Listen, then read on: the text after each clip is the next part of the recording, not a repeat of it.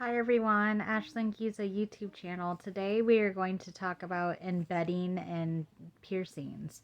So what happened to me the other night? This is why I'm choosing to talk about this. What happened to me the other night is okay. So I have the Monroe piercing, and I always kind of go like this. I take my teeth, and you should not do this, but I take my teeth and I go like this, and I kind of hold on.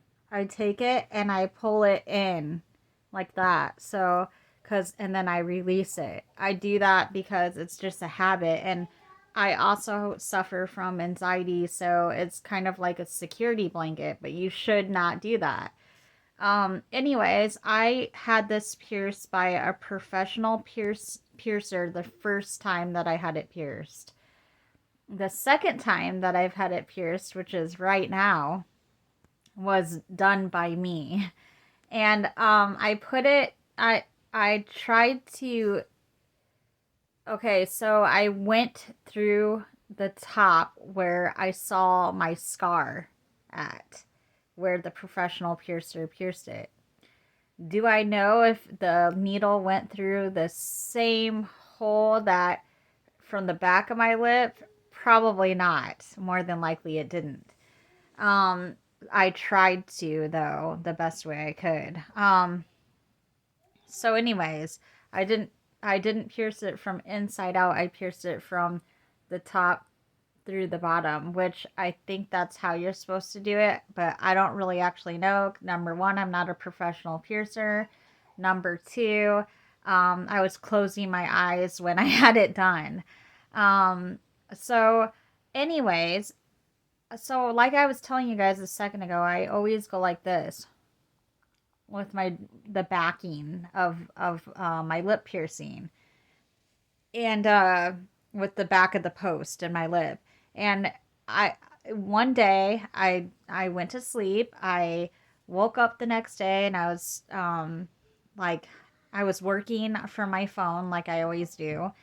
And I was talking with my children and stuff when they got home from school, and I kind of started because my day started getting more uh anxiety ridden and stuff. It started the day started getting really busy, so I started getting anxious. So I started doing my security blanket thing, which is to pull on this and stuff like that. When I tried to do that, there was freaking skin on the backing of this Monroe post. And I was like, what the heck? I don't My teeth aren't feeling metal right now. They're feeling the like skin, my like skin on the inside of my lip. Is this seriously trying to embed? And so, because I've seen and heard about it before. So I went to the mirror and I flipped my lip up. I turned my lip up, and sure enough, there was extra skin and scar tissue that was like trying to grow over the back post of this Monroe piercing. And it's weird because it didn't hurt. It wasn't hot or warm to the touch. As you can see, I have makeup on, but like I don't wear a lot of makeup around my piercings. But as you can see, I don't have like redness like on my lip right here. So there's no redness, no hot or warm to the touch, and there's no inflammation. See, my lip area right here doesn't look inflamed. It looks normal, with or without makeup on. So I in my head and being in the medical field when I was younger, I knew that this probably wasn't an infection. Sorry, I stumble over my words sometimes because I'm a cancer survivor and I don't have a thyroid, and some days are really harder for me than others. And today, right now, for some reason, my brain isn't really functioning as well as it normally does when my thyroid levels are good. Nonetheless, I'll stop babbling. So, from my medical experience, I did not think there was an infection going on. So, what I did was I kind of like, this sounds kind of gross, but I kind of like bit a little bit of that skin, and then I got it to the point where the back of the post was showing. So my skin, what I'm trying to say, was no longer trying, like, covering the back of my lip ring. So I took it out. I took out the post, and I cleaned it and brushed my teeth, put mouthwash in, and that's not really the exact things that you do when you get a fresh piercing, but um, in this situation, that's all I had, so I did that. And then I had many other lip rings. So I think what my problem was, and in fact, I think I know that my problem was that I pierced my lip. I put in I put in a long post at first because I knew to put in a long post because I knew that you needed a longer post for healing time, because if you have a longer post, it allows there to be room for swelling and healing.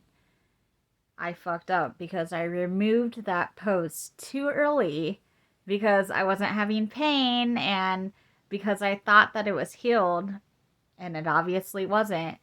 And I put in a new post, and a shorter post at that, and it was really snug, and it didn't hurt. Nothing hurt. But yep, sure enough, I ended up with some extra skin trying to grow over the back of my piercing.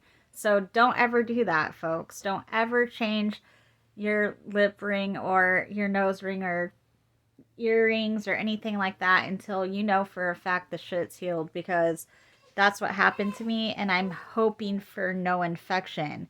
Because what I did was, like I told you guys, I took that shorter post out, I brushed my teeth, I put mouthwash in, and I put in a longer post. So if you look up close, see how there's lots of room. Sorry, my camera's not really, it's kind of blurry, but there's a lot of room.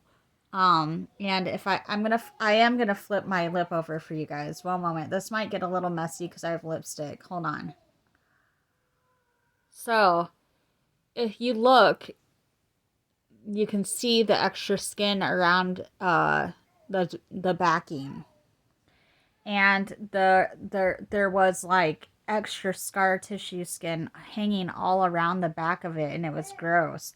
But it's not doing that anymore, and I have no pain, so I think it simply was just scar tissue and skin growing over it, and I got it just in time. I got that short post out just in time before it did cause infection, or before it did cause really bad embedding to where because okay, here's what happens if the back of your lip ring gets embedded so bad where the skin is completely covering your piercing.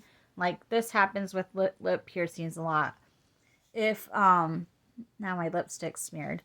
If it does happen, you might have to go to the hospital or the doctors or your piercer and literally have them kind of take a scalpel or whatever sharp utensil they used for that situation and have it split open so that they're able to take the ring out, and then probably prescribe you antibiotics, a topical one, or more than likely for this situation, you would probably get an oral one.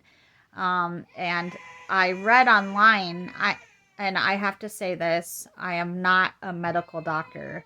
I am not a doctor of any kind, but I read online that for those kind of piercings, they want to give you, they usually prescribe cephalexin and things like that.